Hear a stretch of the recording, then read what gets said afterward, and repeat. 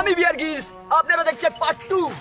আমি এখন আছি আফ্রিকার জঙ্গলের সবথেকে ভয়ঙ্কর একটি জায়গায়, যেখানে আসলে আপনার পোদের বাল মাথার চুল ভয়ে দাঁড়িয়ে যাবে। তো আজকের রাতটা আমি কোন রকম বাঘের বিচি খেয়ে বেঁচে আছি।